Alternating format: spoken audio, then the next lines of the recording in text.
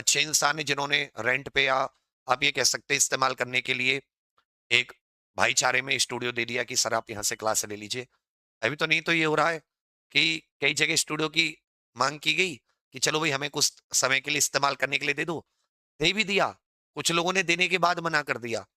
कुछ जगह क्लास 1-2 जैसे टीचरों की हुई, रेंट पे स्टूडियो लेके, तो किसी और ने शिकायत कर दी कि नहीं इनकी क्लासें चलनी चाहिए, एग्जामपुर वाले ही ये, इनकी क्लास अगर तुम लोगों ने अपने यहाँ से कराई, अपने घर से या अपने किसी के किराए के किसी के मकान में कहीं किसी का स्टूडियो रेंट का, बोले तुम्हें प्रशासन सील कर देगा। मतलब वो नहीं होता जैसे पहले जमाने में समाज से बहिष्कृत कर दिया जाता था कुछ लोगों को कि भाई ये समाज का, इससे कोई सरोकार नहीं रखेगा, कोई इससे बातचीत नहीं करेगा, कोई इसको, तो मुझे लग रहा है ऐसा हो रहा है। कोई अपना सामान देने के लिए राजी नहीं है, कोई अपने स्टूडियो देने के लिए राजी नहीं है। पता नहीं कोई घर मकान में रुकने देगा, नहीं रुकने देगा। पता नहीं ऐसा, मतलब एक होता है ना पाप, बहुत कोई महापाप किया होगा जो ये दिन देखना पड़ रहा है। तो मैं बहुत सारी चीज़ों पे बात करूँगा आप सभी से और आप सभी के सबसे पहले तो मैं ये कहूँगा आप सबसे कि आपने जैसा साथ दिया है पिछले 48 घंटे में, कल सुबह से जब से 5 बजे ही लोग आ गए थे सील करने, पहले तो वो रात में ही कर रहे थे। फिर उन्होंने कहा, उन्होंने सोचा कि रात में नहीं, मुझे ये चीज़ नहीं पता थी। फिर बाद में कुछ लोगों से बात की, कुछ अच्छे अधिकारी तो बता रहे थे कि अगर दिन में करते 10 8 9 10 बजे तो क्लास शुरू हो जाती, फिर बच्चों को निकालना पड़ता, बहुत दिक्कत होती। तो इसलिए वो सुबह-सुबह 6 बजे आ गए और उन्होंने सबको बाहर करके, मतलब जो जैसे ही कपड़े पहन रखे थे वैसे ही कपड़े, और बस बाहर एक पेन भी होता है वो भी नहीं उठाने दिया कि चलो भाई पेन भी उठाएं जल्दी जल्दी, और फिर सील लगा दी। वो सब आपने देखा होगा। तो यहाँ तक हम लोग कैसे पहुंचे, क्या कारण रहा और अब आगे क्या होगा, इन चीजों पे आपको लास्ट बार ये ध्यान देने की जरूरत है। मैं इसको बहुत ही मतलब मुसीबतों से बना रहा हूँ इस वीडियो को।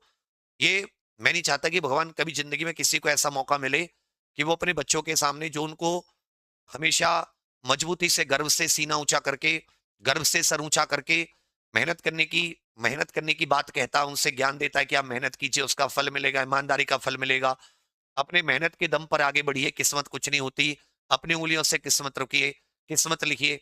उसको कई बार इतना निराश होना पड़ता है कि वो अपने बच्चों के सामने, मतलब जिनका पेपर है 4 दिन बाद, तो मेरे दिमाग में कई बार आई मैं बोलूँ, नहीं बोलूँ कि 4 दिन बाद इनका पेपर है, इनको डिस्टर्ब फालतू में मैं करूँ।